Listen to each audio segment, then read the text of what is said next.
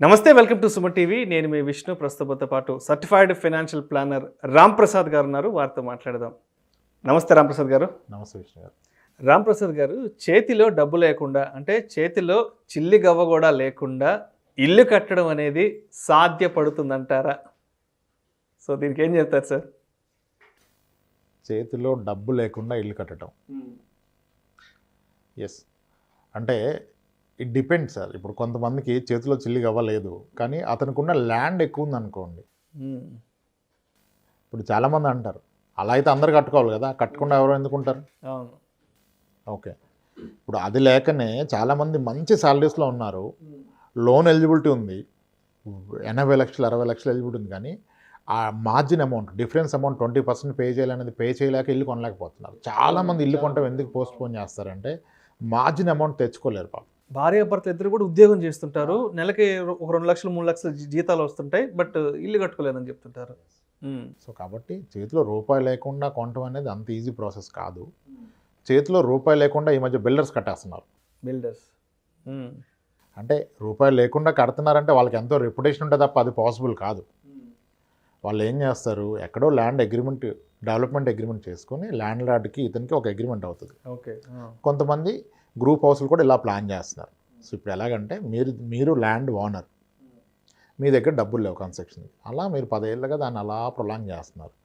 ఇంకెప్పటికీ డబ్బులు ఉండే అవకాశం లేదని అర్థమైపోయింది. ఒకటి, మీరు దాంట్లో సగాన్ని అమ్ముకొని ఆ డబ్బులతో కట్టుకోవాలి, కానీ కడితే మీది ప్రాజెక్ట్ చిన్నదైపోద్ది. అందుకని ఏం చేస్తారంటే దీన్ని డెవలప్మెంట్ అగ్రిమెంట్కి వెళ్తారు.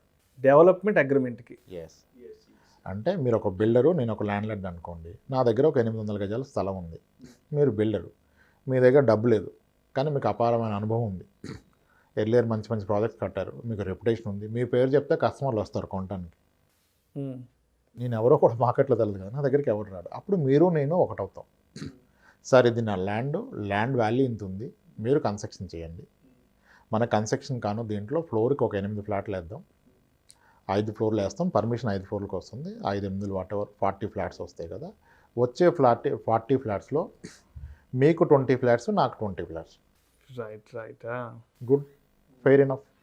ఎస్, ఓకే సార్, మీకు 20 ఫ్లాట్స్, నాకు 20 ఫ్లాట్స్, మనం ఒక అగ్రిమెంట్ చేసుకుందాం అని చెప్పేసి వీళ్ళు ఒక అగ్రిమెంట్ చేసుకుంటారు. కొన్నిసార్లు దీనిలో బ్యాంకర్ని కూడా ఇన్వాల్వ్ చేస్తారు. కొంతమంది బ్యాంకర్స్ ఫండింగ్ ఇస్తారు. దాన్ని ట్రై పార్టీ డీడ్ అంటారు. ఈ ముగ్గురు మధ్య ట్రై పార్టీ 3 పార్టీల మధ్య డీడ్ చేసుకుంటారు. చేసుకొని ఆ డబ్బులతో స్టార్ట్ చేస్తారు. లేదు బ్యాంకర్ ఇవ్వట్లేదంటే వీళ్ళు ఏం చేస్తారు, ఈ ప్రాజెక్ట్ స్టార్ట్ చేయాలంటే ఇప్పుడు మనకి ఫ్రీలాన్స్ ఆఫర్స్ బాగా నడుస్తున్నాయిగా, హైదరాబాద్లో ఫ్రీలాన్స్ ఆఫర్ అంటారు. అంటే ఇంకా ఏమీ పర్మిషన్స్ రాకుండా, మీకు ఏమీ రిజిస్ట్రేషన్స్, ఎన్విరాన్మెంటల్ పర్మిషన్స్ రాకుండానే మీకు తక్కువ ప్రైస్లో ఇస్తారు. నథింగ్ రాంగ్ దాంట్లో. అంటే అతని దగ్గర డబ్బులు లేవు కనుక డబ్బులున్న వ్యక్తి దగ్గర డబ్బులు తీసుకుంటున్నాడు. ఇప్పుడు ఏం చేస్తారు, నేను 40 ఫ్లాట్స్ కట్టాలి, ఒక 10 ఫ్లాట్స్ని నేను అవుట్ రైడ్ తక్కువ ప్రైస్లో అమ్మేస్తాను. ఎగ్జాంపుల్, ఒక ఫ్లాట్ని 50 లక్షలకు అమ్ముదాం అనుకున్నాను కన్స్ట్రక్షన్ కంప్లీట్ అయ్యాక. ఈరోజు నేను 30 లక్షలకే ఇస్తాను, కానీ అన్నీ అమ్మను, ఒక 10 ఫ్లాట్స్ అమ్ముతాను. ఈ వ్యక్తి పూర్తిగా నా మీద నమ్మకంతో కొనాలి. అక్కడ ఫ్లాట్ లేదు, పర్మిషన్ లేదు.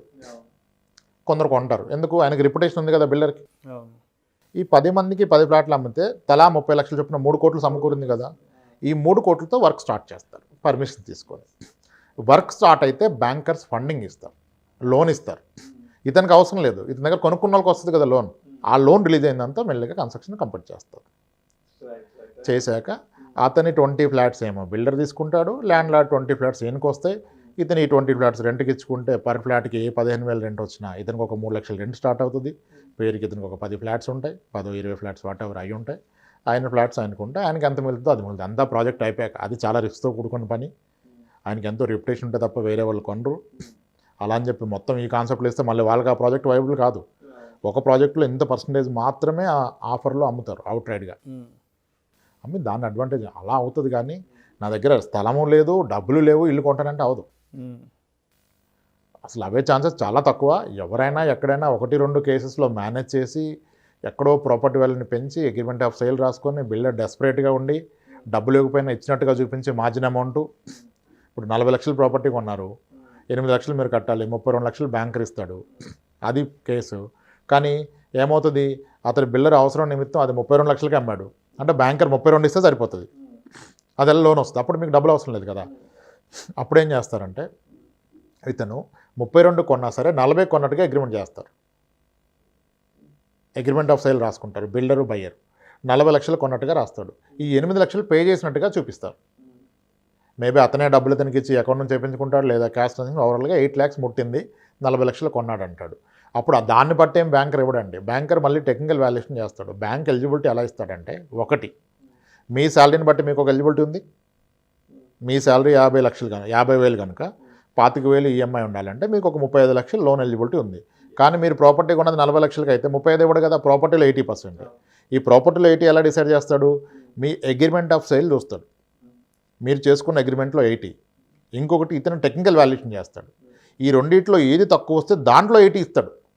అంతేగాని మీరు నేను ఫ్రెండ్స్ మనం 60 లక్షలు కొన్నట్టుగా రాసుకొని నాకు ఇవ్వండి 50 లక్షలు అంటే ఇవ్వడు. దాని మార్కెట్ వాల్యూ 40 ఉంటాయి, 40 మీదే ఇస్తాడు. టెక్నికల్ వాల్యూ ఎలా చేస్తారంటే, వీళ్ళ టెక్నికల్ వాల్యూ చేసే రిప్రజెంటేటివ్ వెళ్ళి ఆ లొకాలిటీలో ఒక 2-3 దాని పక్కనున్న అపార్ట్మెంట్స్లో కానీ ఇండిపెండెంట్ హౌస్ కానీ చెక్ చేస్తారు. ఆ మూడింటి ప్రైస్ చెప్పిన దాంట్లో యావరేజ్ ప్రైస్ దీనికి ఫిక్స్ చేస్తాడు. సో అది రాంగ్ వెళ్ళే అవకాశం లేదు. కొన్ని వెరీ స్పెసిఫిక్ కేసెస్లో, వెరీ రేర్ కేసెస్లో బిల్డర్ మీకు 40 లక్షల రూపాయలు వాల్యూ ఉన్న ప్రాపర్టీని 32కి ఇచ్చాడు. అండ్ అతను మీకు చాలా ఫ్లెక్సిబుల్గా 40 లక్షలు కొన్నట్టుగా ఒక అగ్రిమెంట్ ఆఫ్ సేల్ ఇచ్చాడు. దాన్ని మీరు బ్యాంకర్కి ఇచ్చారు. మళ్ళీ బ్యాంకర్ వెళ్ళి మార్కెట్లో టెక్నికల్ వాల్యుయేషన్ చేస్తే కూడా 40 లక్షలు వచ్చింది. అప్పుడు 32 లక్షలు మీ ఎలిజిబిలిటీ కదా, 32 లక్షలు లోన్ వస్తుంది. ఇది వెరీ రేర్. ఎక్కడో 100లో ఒకటి జరుగుతుంది. అలా చేసిన వాళ్ళు కొందరు ఉన్నారు, జరుగుతుంది. దాన్ని కంప్లీట్గా మీకు బిల్డర్ యొక్క కోఆపరేషన్ అవసరం. అండ్ ఆ మార్కెట్ వాల్యూ కన్నా తక్కువ రేట్లు అతను ఇవ్వాలి, మీరు తీసుకోవాలి. అలా అయినాయి కానీ అందరికీ ఇది అయ్యేది కాదు. దీని మీద ఆశలు పెట్టుకొని ప్రయత్నాలు చేస్తే టైం వేస్ట్ అవుతుంది. సార్ డబ్బులు లేకుండా అంటే మీకు అట్లీస్ట్ భూమి ఉంటే కట్టుకోవచ్చు డెవలప్మెంట్ అగ్రిమెంట్లో. అది కూడా చిన్న భూమి కాదు, ఎక్కువ ఉండాలి. అది డెవలప్మెంట్ అగ్రిమెంట్కి వెళ్ళగలిగినంత మీకు ఒక డెవలపర్ రావాలి, అక్కడ డిమాండ్ ఉండాలి, మంచి వాల్యూ ఉన్న సైట్ అయి ఉండాలి. మళ్ళీ డెవలపర్ కూడా చేయగలిగిన ప్రాజెక్ట్ కంప్లీట్ చేయగలిగిన అతను రావాలి కదా. ఇప్పుడు అందరికీ ఆశ ఉంటుంది బిజినెస్లోకి రావాలని.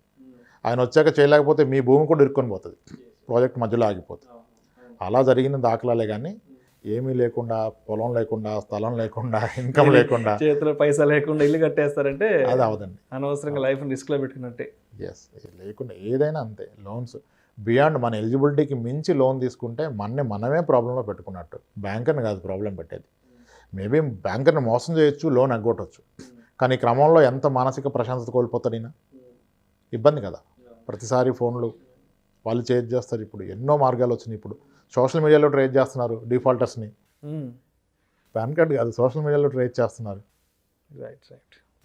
బట్ లోన్ డిఫాల్ట్ చేయకూడదు, మన ఎలిజిబిలిటీకి మించి వెళ్ళకూడదు. బ్యాంకర్ ఇచ్చిందే మన రైట్ ఎలిజిబిలిటీ. పొరపాటున బ్యాంకర్ని మోసం చేసి మనం ఏదో ఎక్కువ తెచ్చుకుందంటే కూడా రేపటి రోజు ఇబ్బంది పడేది మనం. సో మనకి ఏది మంచి చెడో బ్యాంక్ వాళ్ళు చూసి నిర్ణయిస్తారు. ఎస్, వాళ్ళు ఇచ్చే ఎలిజిబిలిటీ సరిపోతుంది. Perfect. Thank you sir, thank you so much Ramprasad గారు. చేతిలో పైసా లేకుండా ఇల్లు కట్టడం సాధ్యపడుతుందా అనే అంశం గురించి మీ విశ్లేషణ ద్వారా చాలా అద్భుతంగా వివరించారు. Thank you so much sir. Thanks Vishnu గారు.